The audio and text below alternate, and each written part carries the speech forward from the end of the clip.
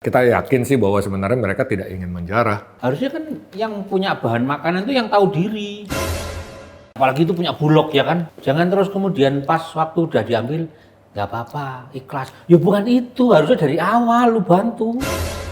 Organisasi Walhi, dia kan mungkin sudah memetakan ya, titik lokasi bencana itu didominasi dengan lokasi tambang dan perkebunan. Cuman ya justru aparat negara karena entah kenapa dia menyalakan pohon lapuk. Itu kan yang di Pantai Panjang itu ya, dari berapa persen tuh ada kayu lapuk, bener. Berarti Ya. dia nggak bohong. Disebutin juga kan ada Penebangan. penebangan, dia juga sebut itu. Artinya dari 100 kayu mungkin ya 100 kayu, satu yang lapuk, 99 yang ditebang. Yang disebutin yang lapuk. Nggak bohong, enggak, bener.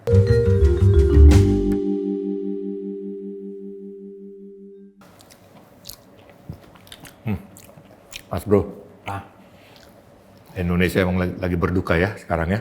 duka banget. Ini kan yang bencana alam itu kan. Bencana alam di 3 provinsi. Oh itu, mau akhir tahun coba. Menjelang Bayangin, akhir tahun. akhir tahun biasanya yang happy kan, ada Natal, Ya, liburan, tahun baru, udah seneng-seneng biasanya. Tapi ada kayak gini ya Pak. ya ada ratusan, lebih dari 300-an tewas. Kalau dilihat dari rumah yang rusak segala macam ya. Iya, yang harta benda itu Harta hilang benda semua hilang itu. semua. Udah waktunya panen, tanamannya Tanaman, hancur. hancur. Ternaknya yang udah layak jual, hilang. Itu kerugiannya itu kalau udah banjir udah mulai dari nol lagi. Bener-bener nol. Bahkan minus mungkin kan. Oh iya, Kan ketika dia banjir dan longsor besar, itu kan bagaimana tahu lagi batas-batas tanah sawahnya itu ketika sudah tutup lumpur. ya Akhirnya aset harus ditata ulang lagi. betul. Dan yang lebih membuat rasa duka ini menjadi semakin menyedihkan, yaitu melihat lambatnya penanganan dari pemerintah.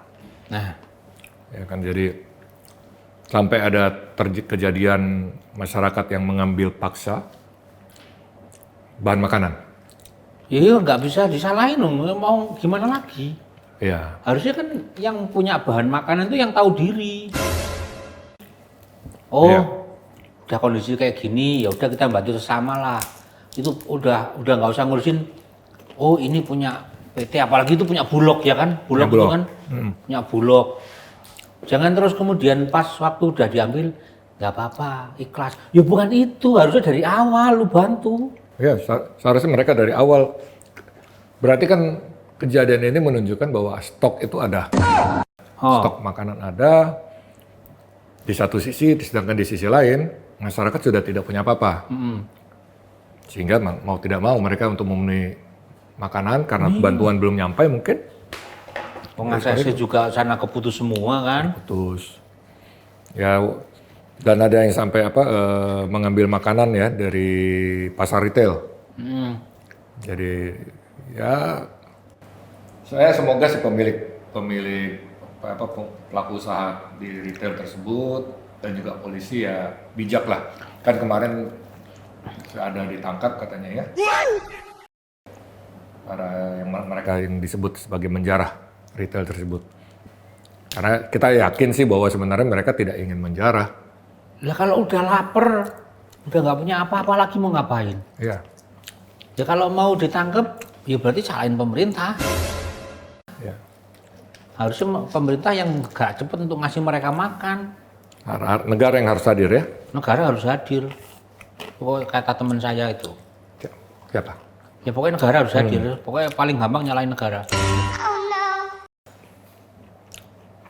Kenapa paling gampang menyalahkan negara Nah, ya? nyalain siapa lagi coba? Iya ya. Iya paling gampang nyalain negara, makanya negara itu nggak boleh salah. Cuman ya justru aparat negara karena entah kenapa dia menyalakan pohon lapuk.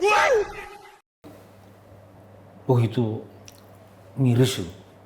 Kok bisa argumen kayak gitu narasinya itu? Lah kayak pohon lapuk terus bisa bentuk rata kayak digergaji. Ya pabrik gergaji tutup. Atau mungkin yang dilihat pohon yang berbeda sama Bapak dari Kementerian Kehutanan itu ya? Mungkin, Paling gini. Itu kan yang di Pantai Panjang itu ya. Yang tumpukan apa namanya? Kayu-kayu gelondongan itu kan. Nah, dari berapa persen tuh ada kayu lapuk bener. Berarti dia nggak bohong. Cuma yang lebih gede, yang lebih banyak itu ya ditebang. Tapi nggak tahu gimana, dia nggak lihat itu. Dia lihat. Oh, dia lihat. Dia lihat. Disebutin juga kan ada apa? Penambangan. Apa namanya? Kalau kita potong pohon di hutan namanya? Penebangan. Penebangan. Dia juga sebut itu. Artinya dari 100 kayu mungkin ya 100 kayu, 1 yang lapuk, 99 yang ditebang. Yang disebutin yang lapuk. Nggak bohong, enggak. Bener. Ketika... Cuma nggak bijak aja dia. Iya, dan nggak sadar bahwa itu bisa membuat masyarakat marah kan. Ya pastilah. Khususnya korban ya. Nggak ada empatinya Tidak sama empati. korban. Dan ya dengan entengnya seperti itu gitu loh. Padahal dia pejabat di Kementerian Kehutanan yang sehari-hari mengurus ini, tapi kok tidak berempati gitu loh. Dan dia tidak memastikan apakah ada illegal logging apa tidak. Cuman dia yang pasti enggan untuk memastikan ada illegal logging. Jadi seperti berat sekali ya menyebut bahwa, oh ya, padahal kan kalau kita lihat itu dari beberapa rekaman di media sosial, kayak Bupati Tapanuli Tengah, itu juga sudah menyatakan bahwa itu kayu-kayu log hasil ilegal. Pak Masinton ya? Pak Masinton. Nah, justru pemerintah pusat yang kayaknya enggan.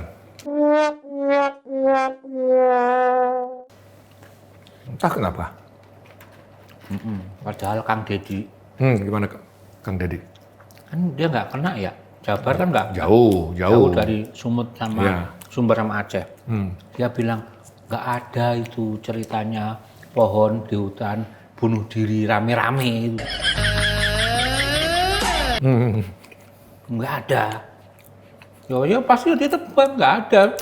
Pohon yuk ambruk berjamaah. Bareng-bareng itu nggak mungkin ya. Ada.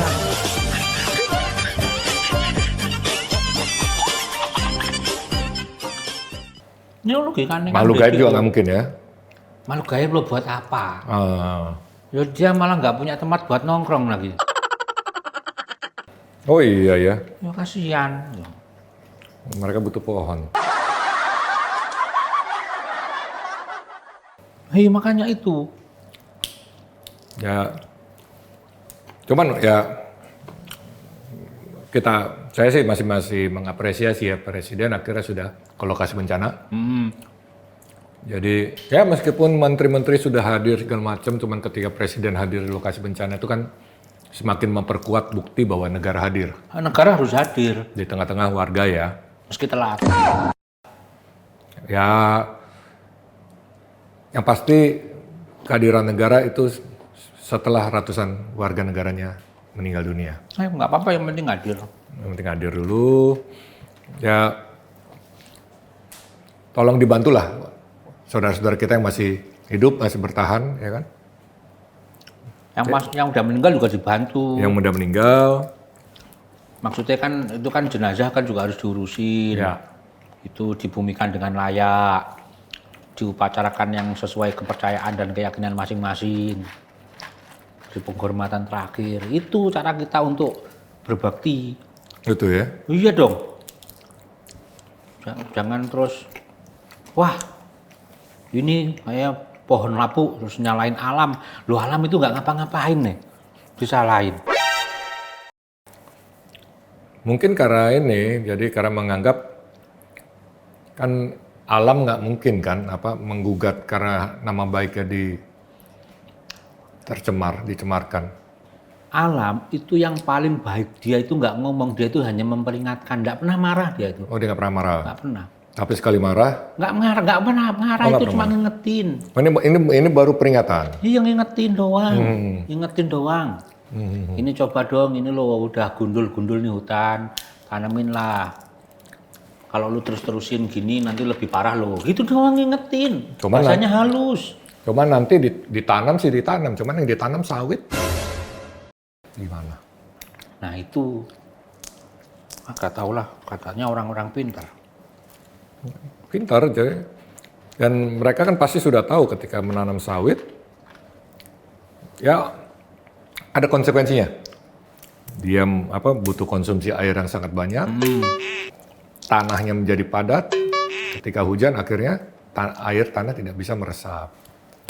Mesti sudah tahu sih ya logikanya ya para pengambil keputusan itu. Dibanding kita inilah. Berarti yang benar Kang Deddy juga lah ya. Iya itu logis itu, nggak mungkin itu pohon di hutan terus rame-rame yuk rebahan gitu, nggak ada. Ada itu. Nah, kalau udah kayak gini ya udah kita sama-sama introspeksi diri, dari pemerintah ya introspeksi diri, udah nggak usah diulangin lagi, nggak usah urusan itu yang maksudnya tambang itu tetap penting, tapi ya jangan sampai ngorbanin alam. Emang kita bisa hidup tanpa tambang? Ya tidak bisa juga. Semua peralatan yang kita pakai dari hasil pertambangan. Iya. Cuman harus secara bijak lah ya. Ya bijak, jangan dihabisin. Ya, cuman ya itu dan organisasi Walhi, dia kan mungkin sudah memetakan ya. Dia kan memang organisasi yang concern terhadap lingkungan hidup. Jadi titik lokasi bencana itu didominasi dengan lokasi tambang dan perkebunan. Nah Apa? Nah itu Apa? bencana. Tinggal nunggu peringatan dari alam. Dan itu ya harapannya juga pejabat-pejabat ini kan udah banyak yang hadir ya ke lokasi bencana. Ya semoga nggak seremoni. Manggul goni entah apalah itu. Bawa beras, tapi berasnya isinya kapas biar nggak terlalu berat. Iya, makanya saya sempat bingung, kuat juga ngangkat 50 kilo beras ya. Nah itu dia. Jadi tiap hari itu fitness ya. Semoga. Ya. Zaman sekarang kan yang dilihat goninya bukan isinya.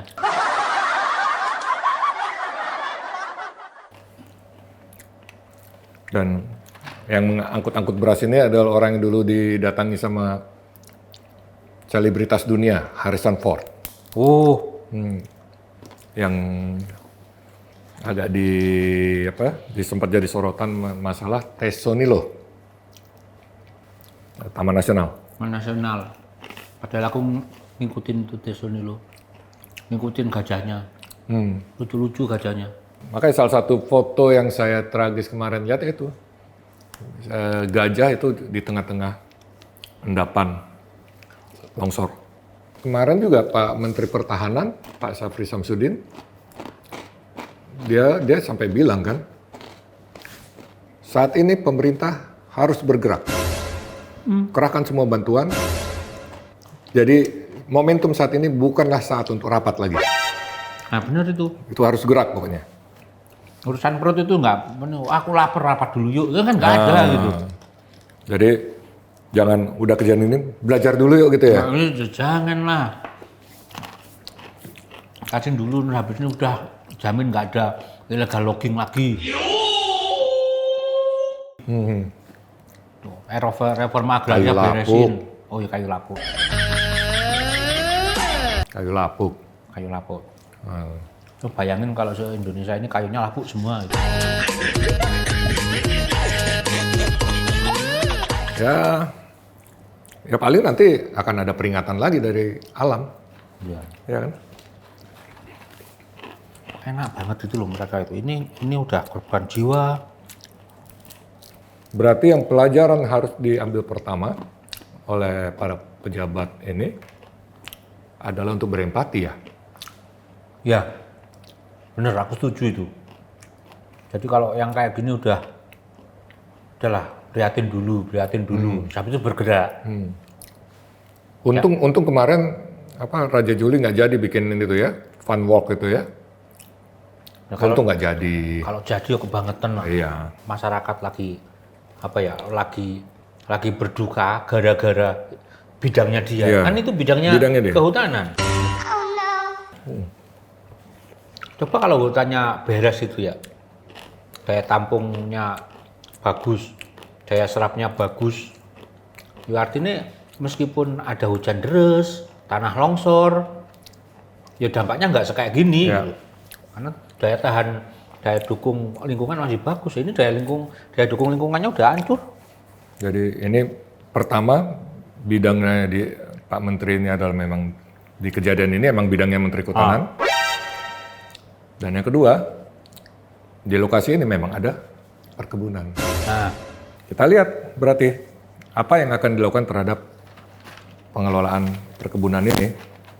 Ya seperti tadi Mas bilang, memang kita nggak bisa meniadakan perkebunan ataupun pertambangan. Cuman bagaimana tidak hanya mengejar yang ekonomi, tapi mengabaikan alam. nah itu kan fungsi negara itu di situ, Oh, itu ya. nyimbangin. Itulah gunanya belajar ya. Iya, di situ kalau udah eksekusi gini udah jadi pejabat yang bukan belajar lagi. Udah harus bijak, bukan belajar menjadi bijak. Ya. Makanya kalau kayak gini berusaha pinter aku. Tapi ini gimana Mas? Berarti kan ini udah agak mengerucut. Nah, ada permasalahan alam, tambang dan perkebunan, alam marah. Nah, di sisi lain, ya kita tahu, sekarang ini beberapa ormas sudah mengelola tambang. Dan ormas keagamaan. Nah, itu ngapain sih ormas agama itu, ya udahlah fungsinya itu didik umat, barengin umat gitu aja, nggak usah sok-sokan ngurusin pertambangan. Ya bener ngurusin umat itu butuh duit, tapi yo kalau misal gitu nggak usah jadi ormas jadi perkumpulan pengusaha aja, jangan jadi ormas keagamaan, perkumpulan pengusaha apa. Kan makanya dibikin PT jadinya. Jadi yang ormas memegang konsesi, lalu untuk pengelolaannya dibikin PT dan koperasi, ya kan? Ujung-ujungnya itu rumusnya itu sederhana. Kalau mau kaya ya kerja, bisnis. Gitu. Bukan ormas agama yang berbisnis. Bukan itu. Kalau misal dianya jadi ulama, jadi kiai, berbisnis, ya silahkan. Cuma harus dipisah di situ. Dia mau jadi pebisnis sama jadi ulama. Nggak ada yang larang. Tapi nanti Mas ntar dianggap kayak itu hanya berusaha membangkitkan romantisme kelestarian alam. Ya enggak lah. Kelestarian alam itu udah embed apa? Aku berusaha pinter aku. Bentar, berusaha pinter aku. Itu udah ada di dalam diri bahwa kita itu selalu rindu atas udara yang segar, terus hijau-hijauan. Itu udah tertanam dalam diri, udah niscaya. Bukan lagi romantisme. Tapi dulu ada yang tokoh juga yang mempertanyakan itu. Ngapain kita berupaya mengembalikan?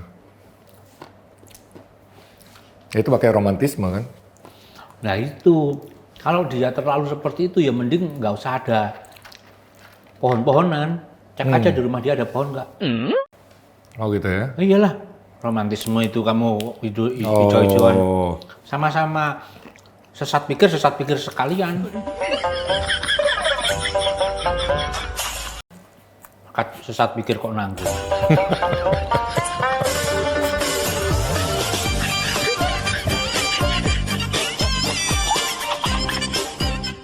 romantisme, nggak hijau-hijauan, romantisme ekosistem. Ya udah buntu aja kalinya. Bikin gedung apa? Ya bukan gitu. Habis-habisan sekalian gitu ya, Iya, jangan nanggung gitu ya. Nanggung. Sesat pikir kok nanggung. Berarti gimana cara saya supaya nggak sesat pikir? Tadi tetap imbang, tambang boleh. Ormas pegang konsesi tambang ya boleh. Cuma harus sadar itu jebakan. Lah, kalau ada jebakan masa boleh? Ya boleh lah, siapa tahu dia pintar menghindar. Oh, kalau sejauh ini masnya ngelihatnya Terjebak. terjebak ya? Udahlah, makin ngeri kayak omongan masnya. Ntar saya sesat pikir. Apakah untuk mikir benar itu sesat dulu. Nah itu juga sesat pikir.